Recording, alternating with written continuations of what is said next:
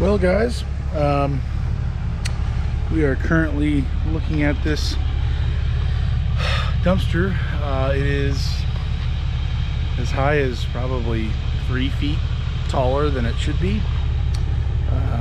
The customer originally asked me if things were able to go over the sides of the rail, and I said, well, there's no perfect, rental out there that's, a hair. You can't be a hair above the line, but if it's going to be at all over the line at all, please put that more towards the center of things. Make sure nothing's able to fall out on the sides. It really should be a matter of I'm still able to get my tarp relatively easy, rolled back all the way to the back of the dumpster. I just spent probably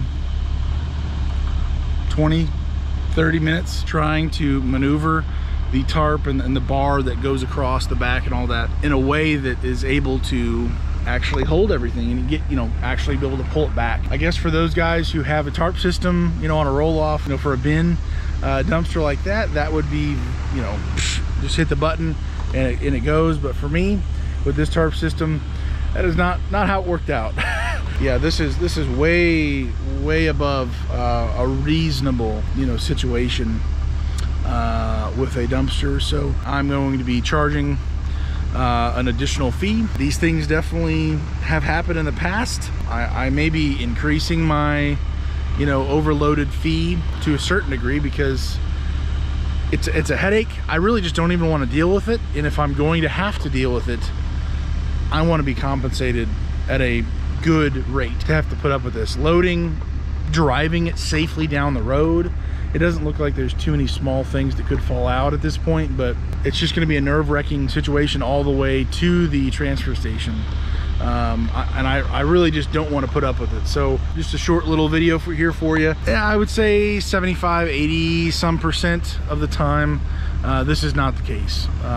Customers don't overload it like that. And I don't know if it really showed up on camera, but I mean it is significant. I've got a 4-foot tall rails, and it's almost an additional 3 and some change all the way at the tippy top up there.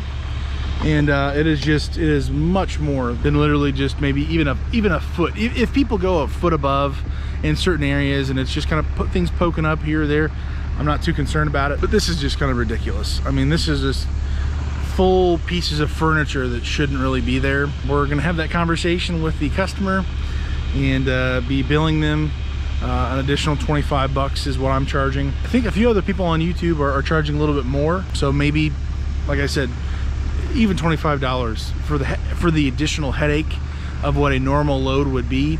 This kind of seems like it's more than worth $25. So if you are getting customers who are overloading you, I would encourage you, don't just take one for the team. Don't just endure it, because at the end of the day, if any of this stuff falls out, you're liable out on the road. If it damages another vehicle, you're going to be paying that deductible. That's going to come out of your commercial insurance policy. I wouldn't devalue that type of situation. So I'm going to make sure it's as secure as possible. Like I said, I just got the tarp up there. It's all held down as much as it can, but really it's almost, in some areas, it's really doing nothing. Yeah, I've got my tarp on there, but it's really nothing. So either charging more and going slow and just doing what you got to do, or I know some people I've seen, they charge for an additional dumpster when they overload one to the point of it's not safe to go down the road. This one seems to be, if there was a ton of small things on the top there or whatever, it may be a different story for me. But in this particular case, and it's a case-by-case basis, guys, I really think we need to utilize our thinking and our strategy of how to deal with this type of a situation. But in this particular case, it seems to be large items. They're not going to be falling out, bouncing down the road or anything like that. It's just, at the end of the day, it's nerve-wracking to me still, because I'm on the line. As soon as I pull out of this driveway, it's up to me to handle it properly. So I want to do right and take care of things, be safe out on the road. It's got to be #1 priority, but also I need to be compensated for my time and for my headache, and this is not what we agreed to.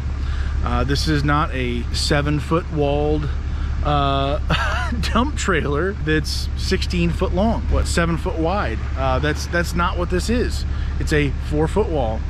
It is a 17 cubic yard, which accounts for maybe going over just a hair above the overall line. This is not a hair above. This is way, way, way above. So for that reason, we're going to be charging more. Kind of talking through that with the customer.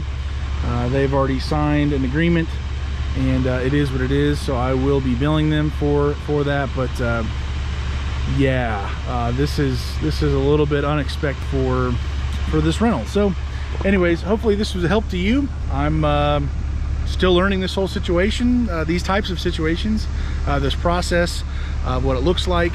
I want to do right by the customer. I don't want to nickel and dime people to death if they go just a hair above and the tarp rolls across, you know, reasonably easily. But at the end of the day, this is a different story. So all right guys, so just wanted to give you a quick little update. I did just talk to the customer. She was super reasonable. She was very understanding.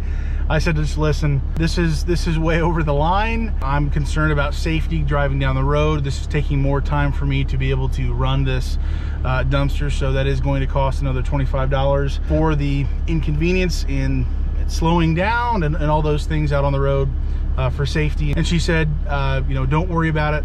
I completely understand. Do whatever you need to do. It was my kids that loaded it, and they kept piling it higher and higher. You know, I just said, please don't do that. You know, spread it out on some of the back areas where it's not as high, and they just kept doing it. So she said, I completely understand.